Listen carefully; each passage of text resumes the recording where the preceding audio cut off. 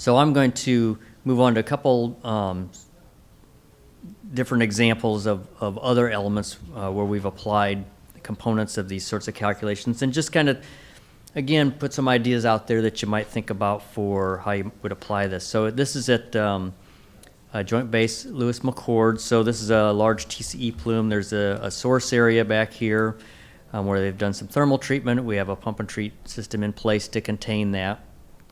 There's two plumes that emanate, well, a two-pronged plume that emanates from this, one in the unconfined aquifer, this Vashon upper aquifer plume that goes out, and there's a pump and treat system at the post boundary, essentially. And then there's a window in a confining unit that has created a plume in the lower confined aquifer.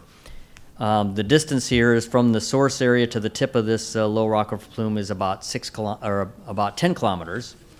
So it's a huge plume, and what I'm going to focus on is this lower aquifer where we decided, well, where are we going to put pump and treat there, and then what's the relationship between installing pump and treat here and recognizing that we've done some upgrading actions, and how do we relate that to how the plume is going to evolve over time, and what element might relate to natural attenuation, and how that might tell us when we can turn this pump and treat system off. So this is going to relate to data we collected before we installed the pump and treat system, but it kind of tells you the type of things you have to grapple with at your site, maybe if you've already started it. So this is there's a numerical model at the site, and here's at the start of the system, the upper plot shows the plume, and then the plume is predicting that in about 20 years this lower the part beyond the pump and treat system will subside, and the reason is because there's some natural attenuation mechanisms there. So we quantified those based on putting these mechanisms in the model, and it's actually primarily dilution and dispersion at this site. There's actually additional windows here that kind of shake the water around and give us some advantages. So we knew that there was attenuation capacity here, and we quantified it in a model.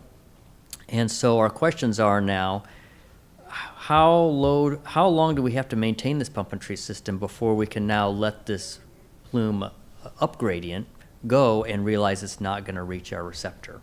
So we have an attenuation zone essentially that's defined here that's on the Army post boundary. So some of the elements that would apply to this would be the looking at the concentration and trends, both up and down gradients, so we know that we're going to have some dynamics, and in fact we had some data about the plume before the pump and treat was installed. We're using the pump and treat system as a monitor for what the contaminant mass discharge is at that location, both right at the onset, because that relates to what that plume was down gradient, and then how that changes over time. We've got the pre-pump and treat data to estimate the attenuation capacity. And then what we are kind of looking at here is one of the elements we show in the document is using this threshold concentration approach, where we say, well, at the pump and treat system, what would the concentration be that matches what the attenuation capacity is down gradient within my attenuation zone? So how do I calculate that? What does that look like? And that's my shutoff point, essentially. So the model does that for us. So that's one way to look at this. We also looked at, you may have a site where you have data and you can apply some of the EPA rate calculations for natural attenuation, like on a flow path. So we have a couple wells, one well that's up in that core, which is LC74D, and a well that's down gradient in the plume, and you can calculate your travel time over that distance. If you have basic data on the gradient and the conductivity and the porosity and retardation, you can look at the concentration differences between those wells and calculate a rate. And then the question is, if you can say that that's your attenuation rate, we compared that to what we had in the model, then you can also calculate, well, what would that threshold concentration be at LC74 or at the pump and treat system that would allow attenuation to reach my goals before I reach my post boundary. And in this situation, we actually also had the confounding factor of a new drinking water well past the post boundary, which kind of changed the gradient, so we had a different gradient condition to look at. But you can apply this sort of threshold concentration calculation and say, well, if my travel time is 13.6 years and I have a goal of 5 ppb and I know my attenuation rate based on these data, what's that concentration going to be at the pump and treat system when I can turn it off and I should be okay. And again, this is a point of calculation. Your regulator may still say, well, we need to be more conservative than that, but at least you have a calculation basis. And so this calculated 20 micrograms per liter, and we've done some modeling with this, and if you shut down when the plume is still 30 ppb at the pump and treat location, your plume goes off the site boundary. If you turn it off when your plume core has now gone down to closer to 20 ppb, the model says the maximum plume extent stays on post. So these are the balance of attenuation capacity and contaminant mass discharge is an example of how you might need to think about this. So one example this brings up is going back and data mining. What did your plume look like beforehand? Can you data mine for some attenuation capacities that give you some range that you can work with? And then you may have to shore that up. How can you use your pump and treat system now to look at contaminant mass discharge, and how could you use a model to look at that balance? The benefit here was we had we did this at the initial design. We had the data up front for the initial plume dynamics, and we were able to estimate the attenuation capacity and compare that to the mass discharge. That's not always the case. So at a similar situation we had at a private site, and in that case the pump and treat was already in place. We didn't really have any good plume data. We could apply laboratory data to look at attenuation rates, and this was a chlorinated solvent site, so we collected samples, we looked at attenuation in the lab, and then the difficulty is always that how do you take a laboratory rate and how do you apply it to the field, right? There's always this, you don't know what that really looks like. So what we did with the model then is we said, all right, well, we know what the contaminant mass discharge will be if we turned off the pump and treat system, because we looked at what we had currently going into the pump and treat system, we quantified that source strength. Then we applied the model with different ranges of attenuation rates. We applied it with what we'd expect if we got everything from the laboratory. What if we got only 10%? We just did a range. And that way we had a discussion basis to look at this balance and say, well, what do we expect is going to happen?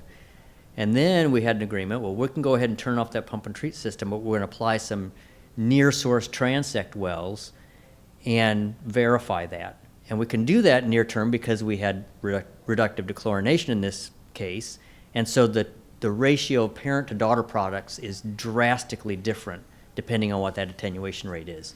So now I had some near-term data where I could do a rebound test, essentially, turn off the system, verify what's coming out, both in terms of daughter products and the parent products. Is that matching what I expected? And now I can look at that and I can implement a contingency if necessary. Or I can say, hey, I'm meeting this and I have a way to go forward well before I'm at a compliance. Well, you still have to have an attenuation zone. You still have to have an agreement that the plume is going to move. All our simulations said it's going to move out, under our predicted case, a certain amount of space, and then it's going to stabilize. But we had agreement that that was the right thing to do in this case if we could, again, build this case on the balance of those two entities and how we can monitor it. So that's one example. The Time Oil site in Tacoma, Washington is another example that's similar to that. You may have heard of this site. It's in Tacoma. It's one of the sites where they incorporated a mass discharge goal in the rod. And what that's based on is that there was a pump and treat system installed. They also had some data about attenuation rates because, again, it's a chlorinated solvent site. They could look at daughter products, and they had some ideas of what sort of attenuation was occurring. The pump and treat was a forever sort of thing, though. They had identified they had a lot of source material, and there was no way that the pump and treat was really going to functionally diminish that source. So they said, well, we're going to apply some supplements. We're going to do thermal and bioremediation inside the source zone and reduce that.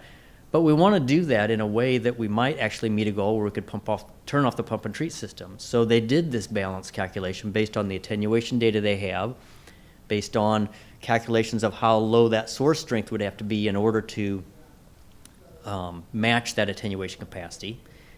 They've done those calculations, and that's what their target has been identified, and they'll have a way to verify that because they'll diminish that source. They have the pump and treat wells that they can use as a collection device for their parent compound flux and their daughter compound fluxes, verify that near source, and then know whether or not they can turn off the pump and treat system. So again, it's this, the same concept of going through this process of thinking about your plumes in this way, identifying whether or not you have an attenuation zone, and doing those upfront calculations along with the monitoring to verify to give yourself some targets.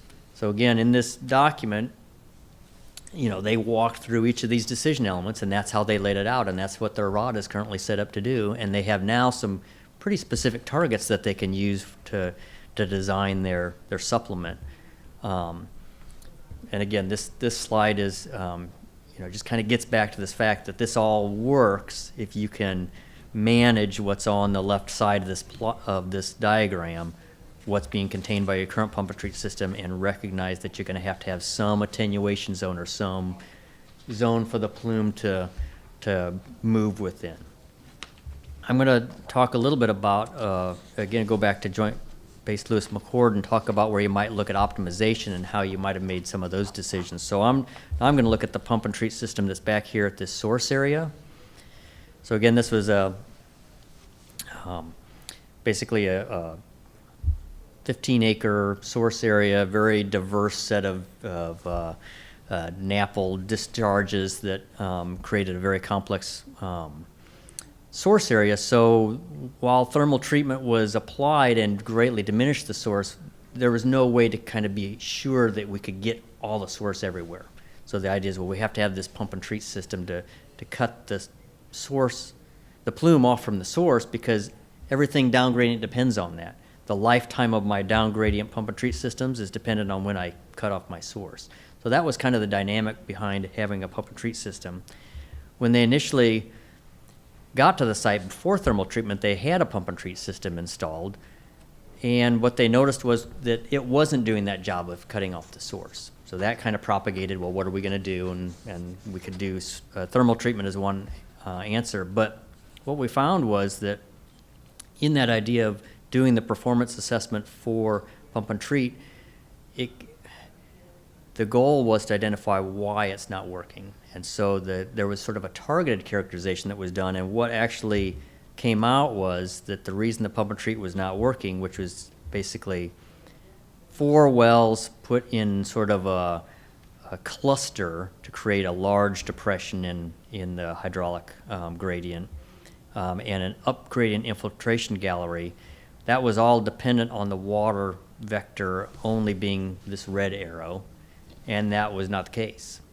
Well, when you initially went out to the site, they had certain data. They made their decisions based on that data, but they had to, before they jumped into other actions, they had to say, well, why is this not working? And one of those elements was, well, do you really understand your flow conditions? And what it turned out is that this stream down here in the lower corner, when the water table varied over the year, at sometimes this stream was a drain. And when it's a drain, the water hydraulic gradient turns towards where this yellow arrow is. And so they had this bypass effect going on. So it's a dynamic that you had to consider.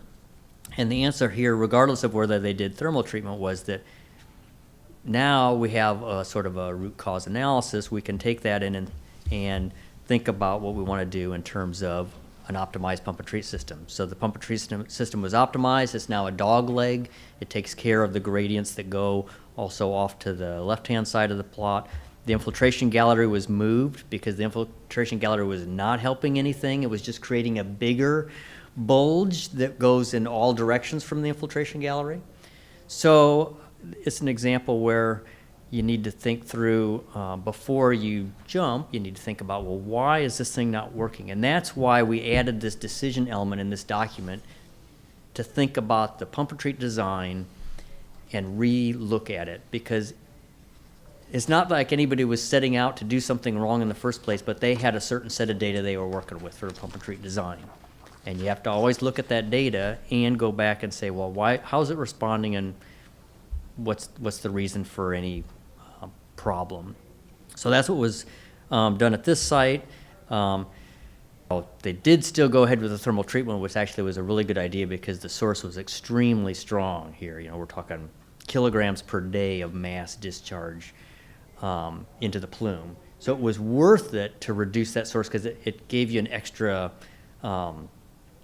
safety factor in having that control with the pump and treat system. It doesn't have to be quite as perfect. to work, but it's but the combined treatment now, the idea is we have a supplemented pump and treat system, and at some point, we may be able to look at turning off the pump and treat system if we can again agree on that attenuation zone down gradient and look at this balance between how have we changed the mass discharge and what attenuation do we see down gradient. And what we're doing right now is we're using the pump and treat system as our monitor. We're looking at contaminant mass discharge not only of the total system, but at individual wells, because that helps us point back to where we might need to do some additional sort of surgical supplemental treatment.